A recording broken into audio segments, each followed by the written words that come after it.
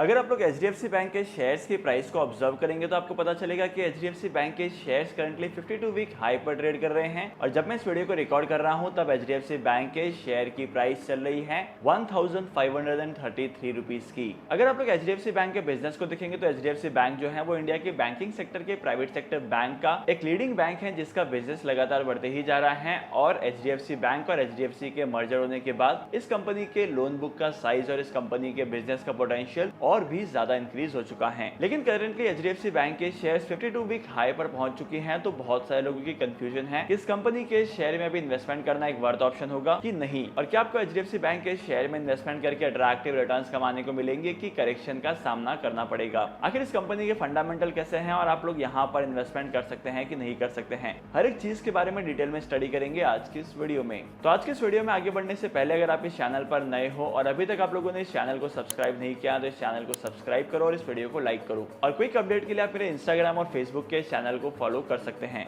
तो चलिए जानते हैं कि एचडीएफसी बैंक के फंडामेंटल्स क्या हैं और आने वाले टाइम पीरियड में आप एचडीएफसी बैंक के शेयर को लेकर क्या एक्सपेक्ट कर सकते हैं। एचडीएफसी बैंक का बिजनेस 1994 से स्टार्ट हुआ था जब इस कंपनी को रिजर्व बैंक ऑफ इंडिया ने लाइसेंस अप्रूव करके दिया था। और सबसे खास बात तो यह है कि एचडीएफसी बैंक को सबसे पहले इन प्रिंसिपल लाइसेंस मिला था प्राइवेट सेक्टर के बैंकिंग में ऑपरेट करने के लिए। और अगर आप लोग एचडीएफसी बैंक के पास्ट परफॉर्मेंस को देखेंगे तो यहाँ पर आपको बहुत सारे अट्रैक्टिव फिगर्स देखने को मिलेंगे। एक हफ्ते में एचडीएफसी बैंक के शेयर 0.71% से ग्रो कर चुके हैं और वहीं पर एक हफ्ते की बात की जाए तो एक हफ्ते में इस कंपनी के शेयर 1.34% से ग्रो कर चुके हैं। With in a month company के शेयर की प्राइस 2.47% से ग्रो कर चुकी है। लेकिन अगर आप लोग एक साल के टाइम पीरियड में देखेंगे तो एक साल के टाइम पीरियड में इस कंपनी के शेयर में डाउनफॉल दिखाई देगा, आपको 4.26% की गिरावट देखने को मिलेगी। लेकिन अगर आप लोग पिछले 5 साल के रिकॉर्ड को देखेंगे तो यहाँ पर आपको 49% तक के रिटर्न्स दिखाई देते हैं। कंपनी के शेयर की प्राइस पिछले 5 सालों में 738 रुपीज से 1757 रुपीज तक ग्रो कर चुकी है। मतलब यहाँ पर कंपनी के शेयर में डबल से भी ज्यादा ग्रोथ आई है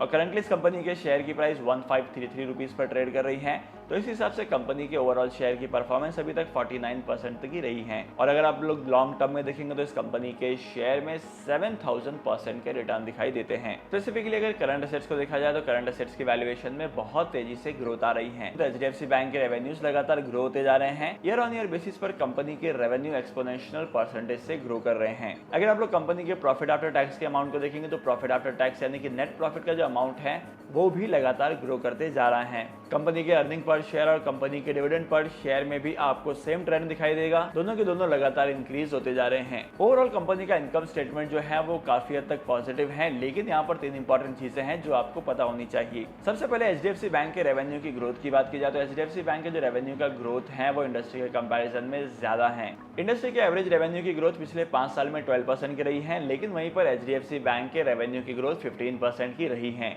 अगर एचडीएफसी बैंक के मार्केट शेयर को देखा जाए तो एचडीएफसी बैंक का मार्केट शेयर 5 सालों में इंक्रीज हुआ है। 5 साल पहले इस कंपनी का मार्केट शेयर था 22% का, लेकिन अब इस कंपनी का मार्केट शेयर हुआ है 26% का। लेकिन अगर आप लोग इसके नेट इनकम के रेशियो को देखेंगे तो नेट इनकम का रेशियो जो है वो इंडस्ट्री के कंपैरिजन में थोड़ा सा कम है। जहां पर इंडस्ट्री का एवरेज 23% का निकल कर आता है, वहीं पर एचडीएफसी बैंक का एवरेज रेशियो निकल कर आता है 19% का।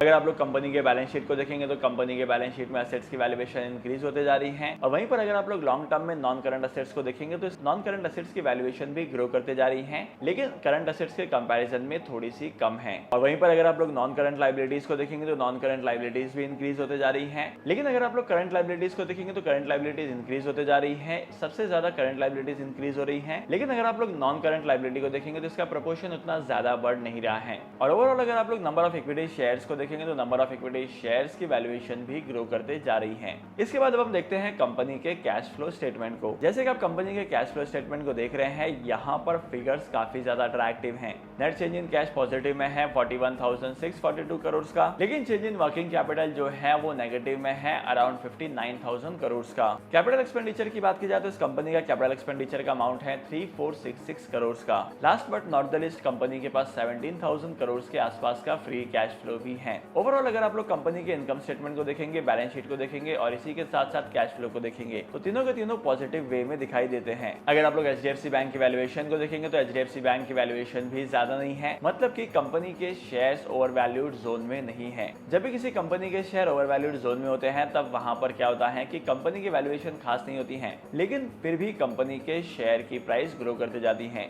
लेकिन एचडीएफसी बैंक के शेयर में ऐसा केस दिखाई नहीं देता है। अगर आप लोग एचडीएफसी बैंक के पीई रेशियो को देखेंगे तो एचडीएफसी बैंक का पीई रेशियो 25 का है और price to book value ratio की बात की जाए तो प्राइस टू बुक वैल्यू का रेशियो है 3 का। और अगर आप लोग कंपनी के शेयर की वोलेटिलिटी को देखेंगे तो एचडीएफसी बैंक के शेयर्स वोलेटाइल नहीं है और जैसे कि आप लोग पीयर कंपैरिजन की लिस्ट में देख रहे हैं, यहाँ पर इस कंपनी की वैल्यूएशन इतनी ज्यादा नहीं है। इसके अलावा अगर आप लोग शेयर होल्डिंग पैटर्न को देखेंगे तो कंपनी का शेयर होल्डिंग पैटर्न अट्रैक्टिव है।